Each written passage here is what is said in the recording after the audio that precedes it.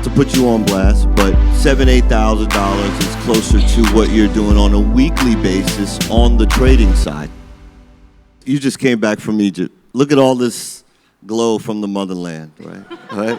Right?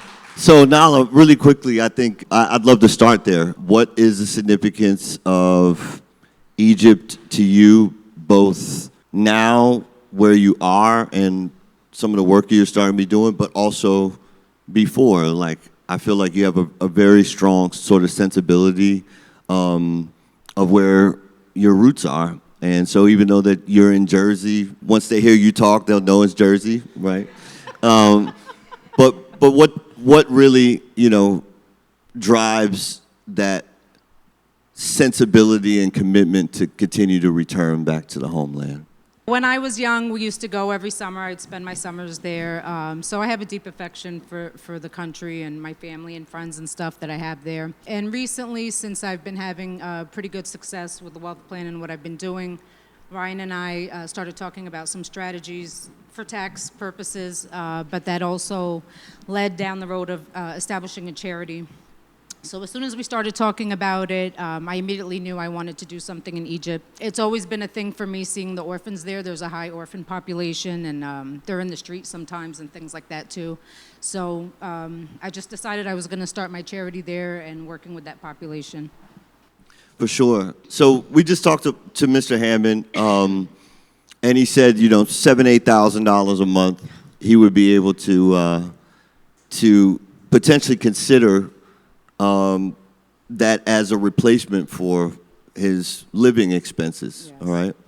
Now, not to put you on blast, but $8,000 is closer to what you're doing on a weekly basis on the trading side. First and foremost, it wasn't just that easy, right? It wasn't that easy. It was not easy at all. Okay. I've had a tough road. It's been a long journey with trading. Like Joy said, it's very anxiety-inducing. But if you guys don't know, Ryan also diagnoses people, and he had diagnosed me with anxiety a while ago. So maybe I used it to my benefit. I don't know, but so anyway, it's been a long road with the trading and just taking everything you have taught us and all the calls going back and forth over my mistakes and what I was doing wrong and what I needed to improve on. It finally got me to a point that I was just ready to do what I needed to do, and it's been about 8 weeks now. I set a small target for myself, a decent target, and it's been about 8 weeks now. So. Yeah, that decent target, folks, is $10,000 a week. I set a decent target. I mean, if we think about that, that's, multiplied times 52 weeks, that's $500,000 a year trading, right? So I think really what would be great to hear is, number one, how do you actually, first of all, how did you determine that target, number one? Number two, how did you determine that target was actually realistic trading? And then number three, what were the actual parameters that you needed to set in order to be able to achieve that? Yeah, so for me, when we started with trading in the beginning, and I'm happy to share my story. It was a lot more downs than ups. In the beginning, I was just so happy to make like $100 here or there, $200, and then I started making more and more. I was spending more time trading, and then what happened was I started to dissociate with the numbers, and this is something we talked about a lot, and Ryan walked me through. So I started making a lot of money, but I was also losing a lot of money because I couldn't control myself, and I didn't have parameters in place and things like that.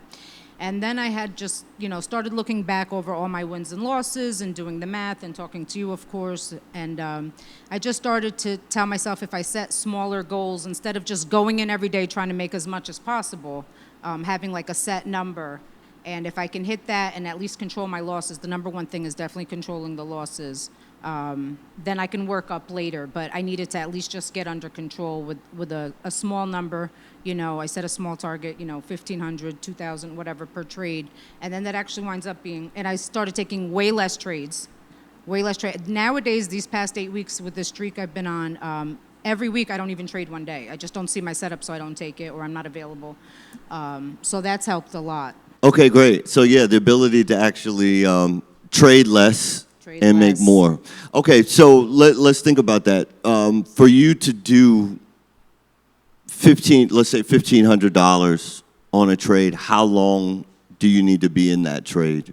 Oh, just a few seconds, 20 seconds max. A few seconds, 20 I'm in seconds. yeah, on the Okay. SPX 5 contracts. Yeah. Okay, got it. So yeah, let's talk a little bit about that. For you, are you trading a bunch of different stocks? Are you No. trading a bunch of different tickers? Are No. you holding overnight? What's actually happening for you to actually have a system? What is your actual system that you have actually now been able to lock in on that delivers you that sort of $10,000 a week target with very sort of short-term micro trades? You said you're in trades for 20 seconds, 50 seconds, and you're looking for about $1,500 a trade. Sure.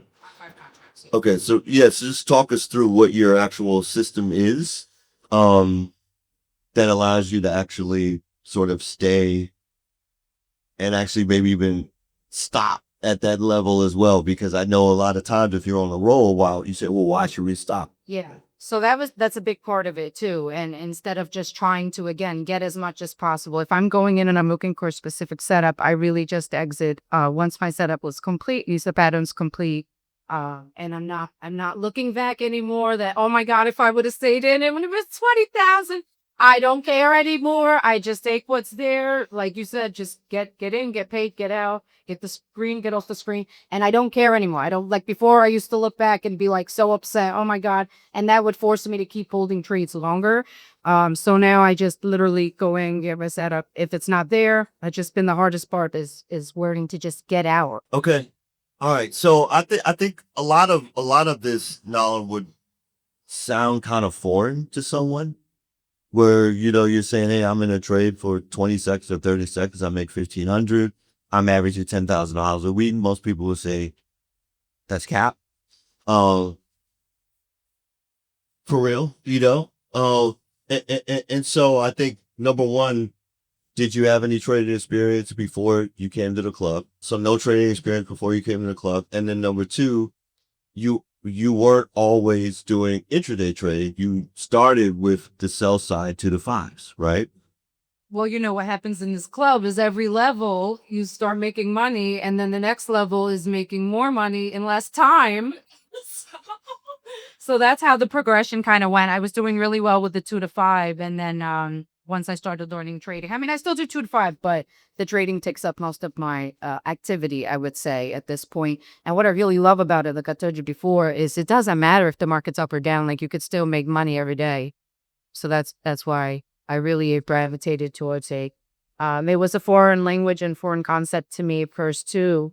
But I mean, I've spent so much time learning, and we've had some crazy falls where I've had to confess to you some terrible losses. But so people here as well that know my transgressions. But it's been a journey. It's been a journey, and I put in the time. I put in a ton of time. I'm not going to say this was easy. I put in a ton of time. I don't miss the calls. I don't miss our calls. Even when I travel, it's been a thing now, staying consistent with my calls, even when I'm traveling wherever I am. So it's been a journey, but I would say it's doable if you're just committed. And it takes a lot of like undoing, like you always say, undoing our tendencies and things like that. And I think that's actually one of the, I mean, obviously making a lot of money is great, but I think just be able to challenge yourself to change and like be successful at it, I think it's been like so rewarding to know like, okay, you had these terrible habits but it's changeable and it's breakable. So I want to close with this. Why do you feel like the ladies in the club are killing it versus the guys blowing up all their accounts? And share with us what, as gentlemen, we should be doing to be able to get some level of consistency. but what I think people really want to know is what your opinion is. I think it's the emotional intelligence that women have. And I also believe that it's more purpose driven, right? I think that the ego leads in many cases with guys, right? Because, we see the movies, I'm not selling, I'm not, it's the Wolf of Wall Street, it's the ego that leads, right? Let's go make a big bag. Let's get the big trade. Let's get the, 100-point move. Let's hold on for and I think for at least the ladies that I've worked with that have actually crossed that threshold, it's really purpose driven, right? And I think even speaking to you earlier, and you said, hey, it gets a little emotional because you got to a place, right, where it wasn't just about covering the bills anymore, right? At 10K a week, you have excess, you got extra. And it gave you the ability to actually say, okay, if I have extra, where do I want to deploy that? Right. And so, yeah, I think that's really, there's sort of a purpose driven mindset versus, an ego driven mindset that I've observed, at least in our members. Now, I do definitely have a few folks that are very sort of low key, super quiet, um, that have done extremely well, that are guys. But I think also it may just be from where they came up. There's a humility that comes from having to fall in line and a chain of command and being able to, be very precise around following instructions. And so I think especially for my young traders that I've worked with as well, they just follow instructions. It's very, very intelligent people have great explanations for their poor decisions, right? Um, Let that sink in, right? No, they have great explanations. Great. I'm talking about well formed and everything. They'd be on the call and say, well, Ryan, the reason I took this, and this and blew up this account and this is because, I was testing something out. All right. Okay. But the reality is there's only really one desired outcome, and that is consistent profitability on the trading side. And we can actually have I think we should do a whole weekend on trading. We do a whole weekend on a boat somewhere on trading, if that's, because that's how much time it will take to sort of unlock what it actually means to navigate with a system that can get you that kind of consistency and success. I do have to say it has been amazing watching your journey. You came in, you decided to go pro. You eventually said, you know what, I think I should do elite. We've been working together one-on-one, 30 minutes a week for now, how long has it been? Just a year. Almost a year. You came into this program knowing how to make money one way. And what do you do for work?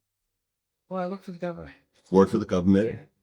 And your ability to actually take what you have earned, kind of like how my sister did, take what you have earned and then be able to unlock ways to make that money grow for you, and then elevate to level 3,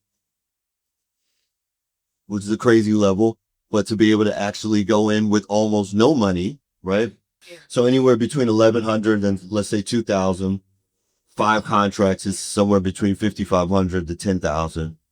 And your target return is somewhere around 15% to 20% in 30 to 40 seconds.